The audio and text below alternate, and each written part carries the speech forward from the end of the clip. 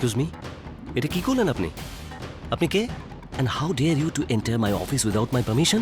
আমি আপনার পেশেন্টের দিদি হই স্যার। আপনার সঙ্গে আমার কিছু কথা আছে, প্লিজ একবার বাইরে আসুন। দেখুন, এখন আপনি বাইরে বসুন। আপনার বোনের হিপনোটাইজেশন চলছে, আর এখনো সেশনটা পুরো হয়নি। প্লিজ স্যার, আমার বোনের জীবনের প্রশ্ন এটা স্যার। প্লিজ 2 মিনিট আপনার সঙ্গে কথা বলেই চলে যাব। দেখুন, সেশনটা ছেড়ে দিয়ে আমি বাইরে যেতে পারবো না, আর এতে পেশেন্টের মানসিক ভারসাম্য নষ্ট হতে পারে। স্যার, আপনার সামনে আমি হাত জোড় করছি, প্লিজ শুধু 2 মিনিট। স্রেফ 2 মিনিট। চলুন, আসুন আমার সাথে।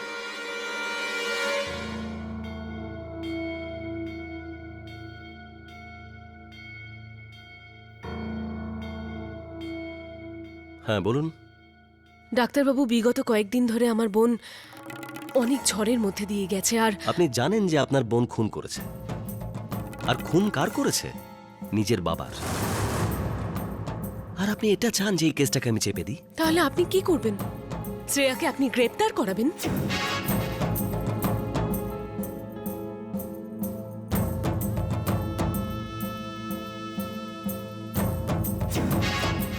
স্যার, প্লিজ আমাদের সাহায্য করুন। আমার বোন খুনি নয়। প্লিজ কিছু করুন স্যার। স্যার, অন্তত এটুকু তো বলুন যে আজকের এই সেশনটা আমার বোন কতটা মনে রাখতে পারবে। অতটাই, যতটা আমি ওকে বলবো।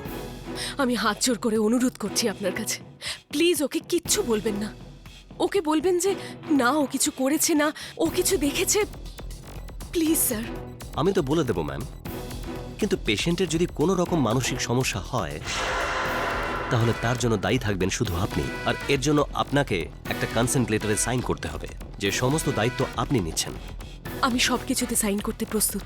ঠিক আছে, এই চিঠিটা আমি আপনাকে পরে দিচ্ছি। বরং এখন আমি শ্রেয়াকে উঠিয়ে দিচ্ছি।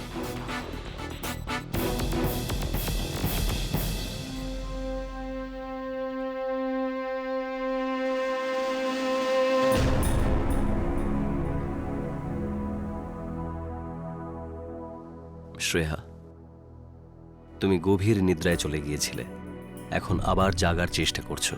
ধীরে ধীরে নিজের চোখ দুটো খোলো, আর চোখ খুলে দেখো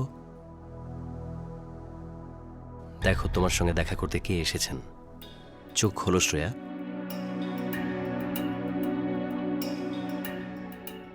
হাই শ্রেয়া।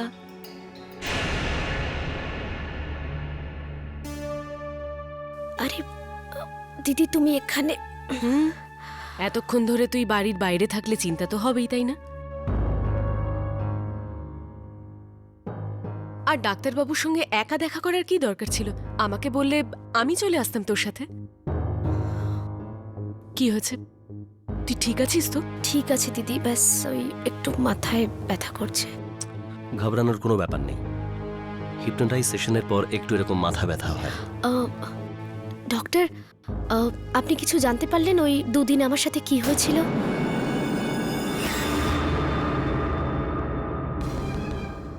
শ্রেয়া, তুমি একদম সত্যি কথা বলেছিলে। ওই 2 দিন তুমি তোমার স্বামী সিদ্ধার্থ চোপড়ার সঙ্গেই ছিলে। আর ওই বোরখা পরা মহিলাকে কেন দেখতে পাই আমি? ঘাবড়ানোর কোনো ব্যাপার নয় শ্রেয়া, ওটা শুধু তোমার ওভার অ্যাক্টিভ কনসিয়াস মাইন্ড ছিল। কিন্তু এটা কি করে হতে পারে? আমার এক্ষুনি মনে হলো আমি যেন ওই মহিলাকে। শ্রেয়া, ডাক্তারবাবু বললেন না? তুমি ঘাবড়িও না, আমি তোমাকে কিছু ওষুধ লিখে দিচ্ছি। ইউ উইল বি অলরাইট সুন। আপনি ওনাকে নিয়ে যান, আমি কিছু ওষুধ লিখে দিচ্ছি। থ্যাংক ইউ ডাক্তারবাবু।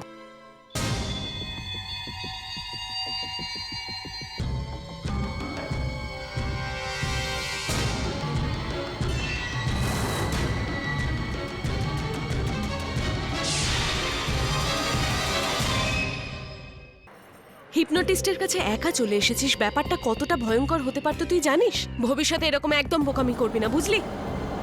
গাড়িটা থামো। তোমরা এখানে এখানে কি করছো? হাই। এখানে তোমরা দুজন কি করছো? ওই অ্যাকচুয়ালি আমরা না না, এখানে আমরা একজনের সঙ্গে দেখা করতে এসেছি। তো এখন তো বাড়িতেই যাচ্ছ না, আমি ড্রপ করে দিই। না, গাড়ি আছে তো। আরে যখন উনি ড্রপ করতে চাইছেন তো আমরা যাই না? শ্রেয়া,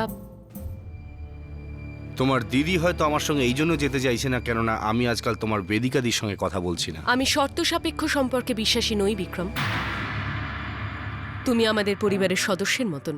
তোমার আর বেদিকার মধ্যে যা কিছুই হয়েছে তার সাথে আমার কোনো সম্পর্ক নেই। আমার ওপর যদি কেউ রাগ করে বা অভিমান করে, আমার তো হজম করতেই হবে না, কেননা আমার এই বাড়িতে যাতায়াত লেগেই থাকবে। বিক্রম, মিস্টার রায় সিংহানিয়ার মার্ডার কেসটার বিষয়, যেটা আমি শ্রেয়াকে প্রমিস করেছিলাম। আমার মনে হয় তোমার এই কেসটার থেকে বেশি বেদিকার কথা ভাবা উচিত, তাই না? কে বেদিকা? কার কথা বলছো তুমি? এনিওয়ে, আমার এই সরকারি গাড়ির থেকে অনেক বেশি কমফোর্টেবল তোমাদের গাড়ি। I see you letter.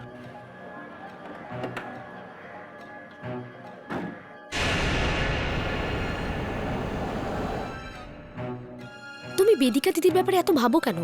She doesn't deserve ইট।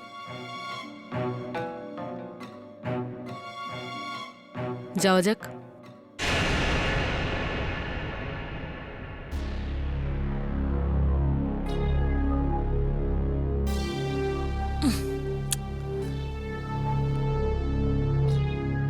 তুমি এখানে কি করছো?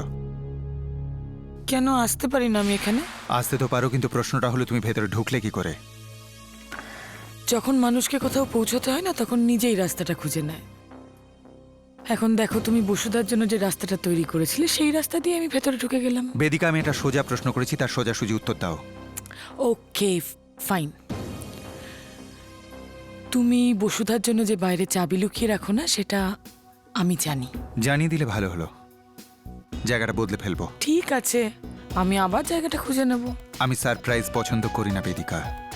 কিন্তু আমার সারপ্রাইজ দিতে ভালো লাগে। তুমি চাইছোটা কি? তোমায়।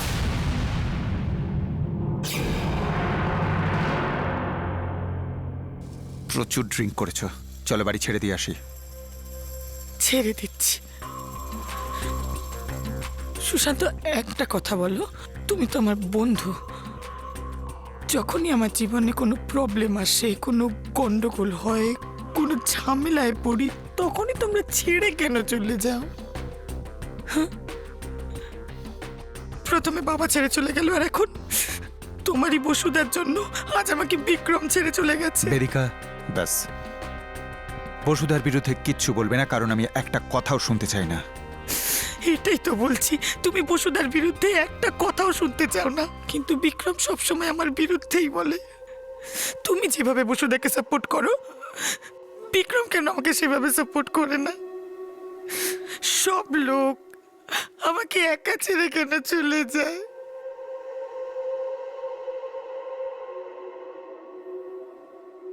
বেদিকা,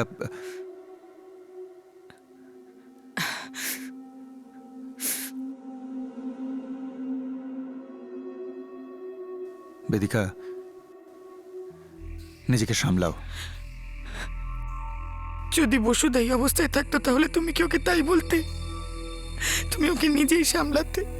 কখনো কখনো বসুধার ভাগ্যের উপর আমার খুব হিংসে হয়, যে ওর ভাগ্য কত ভালো। I am so unlucky. বাবা ওকে ভীষণ ভালোবাসতো ছোটবেলা থেকে। তারপর তুমি ওর জীবনে এলে, কত ভালোবাসো তুমি ওকে। আর আমার অবস্থা দেখো, বাবা সারা জীবন আমাকে চিৎকার করে গেল। আমার জীবনে ভালোবাসা এসেছিল সুশান্ত, কিন্তু বাবা তাকেও। তারপর ভালোবাসার নামে বিক্রম এলো, কিন্তু সেও আমাকে বরবাদ করার প্রতিজ্ঞা করেছে। আমার সাথে কেন হয় এরকম?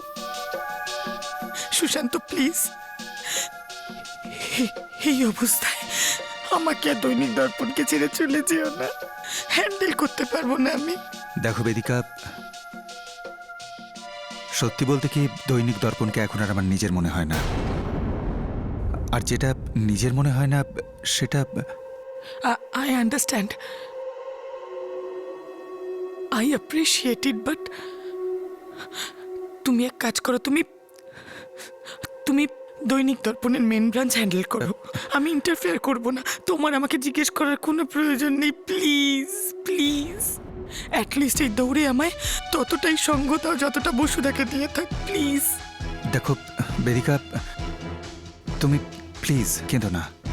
এত চিন্তা করার কিচ্ছু হয়নি। সমস্যা আসে আবার চলেও যায়। আচ্ছা না, চলো জল খাও না। একটু। না সুশান্ত, যখন একা থাকি না তখন খুব ভয় করে। আর খুব তাড়াতাড়ি এই একাকিত্ব আমি বসুদাকে গিফট করে তার বদলে ওর কাছ থেকে তোমায় নিয়ে নিচ্ছি। স্যার,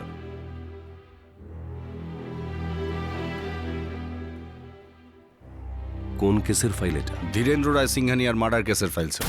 রায় সিংহানিয়া। যখনই আমি এই নাম শুনি তখনই আমার মাথা গরম হয়ে যায়। ট্রাস্ট মি স্যার, বেদিকার সঙ্গে আমি আপনার হিসেবটা সম্পূর্ণ করব। কিন্তু তোমার এরকম কেন মনে হচ্ছে যে ডিআরএস মার্ডার কেসের ইনভেস্টিগেশন রিপোর্ট রায় সিংহানিয়াদের বিনাশ? কারণ এটা আমি মানি স্যার যে মিস্টার রায় সিংহানিয়ার খুন রায় সিংহানিয়া পরিবারের কোনো মেম্বারই করেছে। Are you sure? Trust me sir, আপনি শুধু সইটা করে দিন। আমি যখনই কাউকে অ্যারেস্ট করব আপনি তার বিরুদ্ধে নন বেলেবল অ্যারেস্ট ওয়ারেন্ট ইস্যু করে দেবেন। আপনার এই ফাইলে সাইনের অর্থ হলো রায় সিংহানিয়া পরিবারের সর্বনাশ।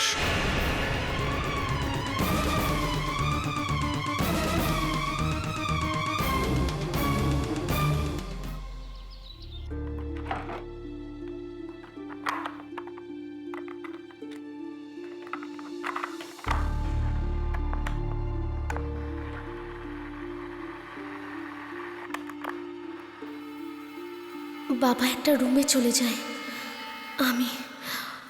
আমিও যাই সেখানে। রুমের বেলটা বাজাই। বাবা দরজাটা খোলে।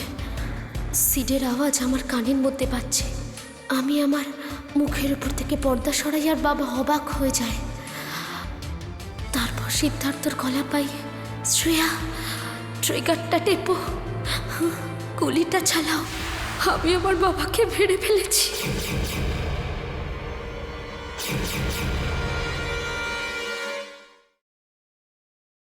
আরে তুই এসে গেছিস? তাড়াতাড়ি সিদ্ধার্থের সঙ্গে দেখা করে সঙ্গীতের অ্যারেঞ্জমেন্ট দেখে নিস। যদি কিছু ত্রুটি হয়ে থাকে বেদান্তের খারাপ লাগবে না। ঠাকুমা, এখন নয়, একটু পরেই দেখছি। আরে কি হয়েছে তোর? সত্যি বলতে কি তোর আর বসুধার? ও এলো, স্টাডি রুমে চলে গেল, তোকেও কেমন মন মরা লাগছে। কি হয়েছে? ঠাকুমা ওই একটু মাথা ব্যথা করছে তাই। যা গিয়ে রেস্ট নে, যা। এই সুইটি, কি হয়েছে? মাথা যন্ত্রণা করছে?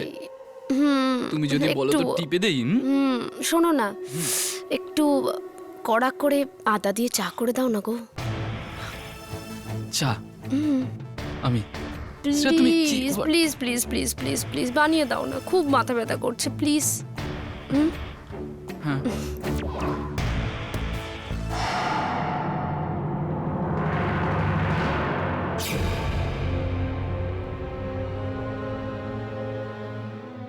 বসুধা দিদিরাজ হঠাৎ করে ডক্টরের ক্লিনিকে আসাটা বোঝা গেল না। ডক্টরের হঠাৎ করে কেস ক্লোজ করে দেওয়াটা বোঝা গেল না। কিন্তু এটা তো বুঝতে পারছি যে বসুধা দিদি আমার থেকে কিছু একটা লুকোচ্ছে।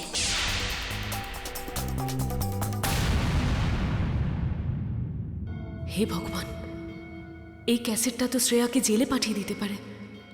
এই ক্যাসেটটা যদি কারোর হাতে পৌঁছে যায় তাহলে শ্রেয়াকে আমিও বাঁচাতে পারবো না।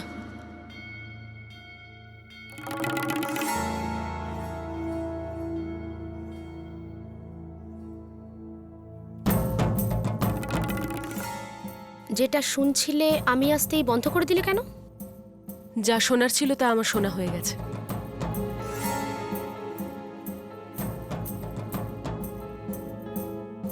এভাবে কি দেখছিস তুই?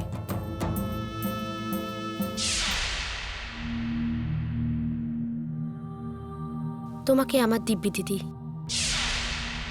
কি লুকোচ্ছ তুমি আমার থেকে?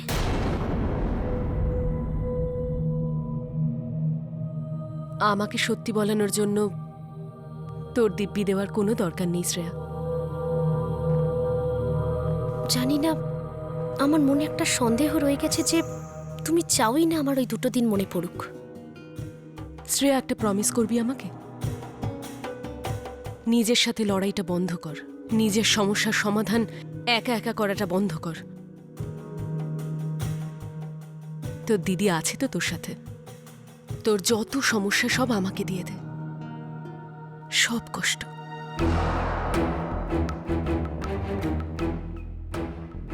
আর তাছাড়া ওই 2 দিন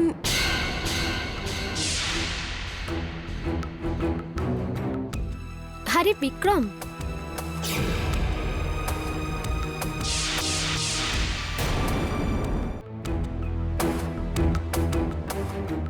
তুমি এখানে কোনো জরুরি দরকার? আমি কথা দিয়েছিলাম যে তোমার বাবার কেসটা যত তাড়াতাড়ি সম্ভব সলভ করে দেবো, সেটারই তদন্ত করতে এসেছি। বিক্রম, কাল বেদান্ত আর সন্ধ্যার সঙ্গীত সেরেমনি আছে। অন্তত যতদিন না এসব। বসুধা, আমার কাছে সঙ্গীত সেরেমনির থেকে অনেক বেশি ইম্পর্টেন্ট আমার ইনভেস্টিগেশন। হাই শ্রেয়া। অন্তত একটা দিন তো অপেক্ষা করো। 1 মিনিটও নয়। শুধু 2 জন মানুষের থেকে জিজ্ঞাসাবাদ বাকি আছে, বেদিকা আর দ্বিতীয় শ্রেয়া। সাবধানে বেদিকা। হাই সুইটহার্ট, আমার সাথে দেখা করতে এসেছিলে? এই বাহানায় দেখা তো করতে এসেছে। না তুমি আগে জ্ঞানে ছিলে, না এখন আছো, কিন্তু এবার তোমার জ্ঞান ফেরানো হবে। তুমি আমার জ্ঞান ফেরাবে? তুমি কি ভাবো তুমি নিজেকে? বেদিকা প্লিজ চল, আমি তোকে তোর ঘরে। প্লিজ প্লিজ প্লিজ, হ্যাঁ, রাস্তা দেখাস না আমাকে। জাহান নামে ছেড়ে দিয়েছিস তুই আমাকে। I will manage.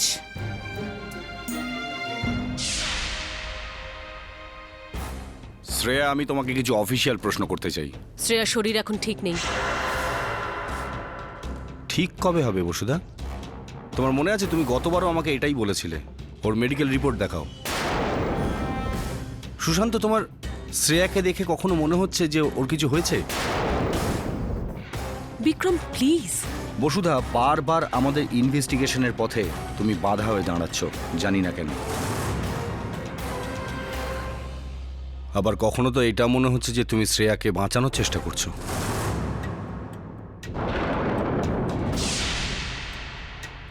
One second. দিদি আমাকে বাঁচাবার চেষ্টা কেন করবে যখন আমি কিছু করিই নি? শ্রেয়া। দিদি প্লিজ চলুন, যা জিজ্ঞেস করার জিজ্ঞেস করুন। চল।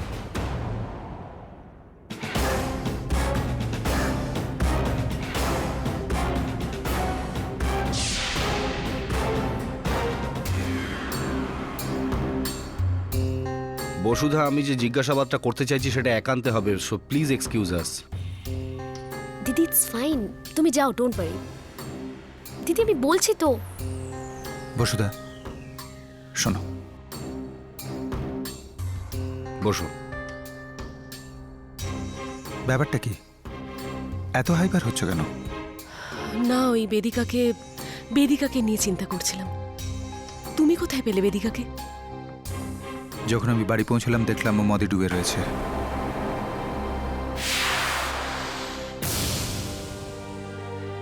একবার মন দিয়ে শুনে নাও শ্রেয়া, এখানে যেটাই হচ্ছে সেটা না তো কোনো মজা হচ্ছে না খেলা।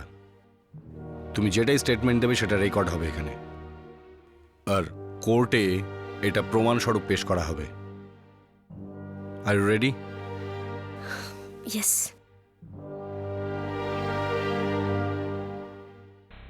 আবার হিটার কি হলো? বাবার একটা ডিক্টের ফোন আছে, নিয়ে আসবো? Okay. Just give me a moment. Vedika এসব করি কি? কি হলো শ্রেয়া? কিছু না, এক্ষুনি আসছি।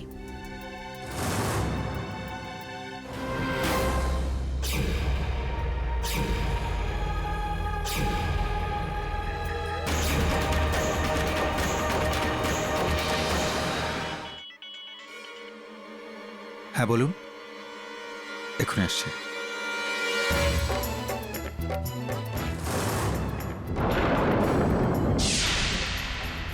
হে ভগবান, ক্যাসেটটাকে তো ডিক্টোফোন থেকে বের করতে ভুলেই গেছি।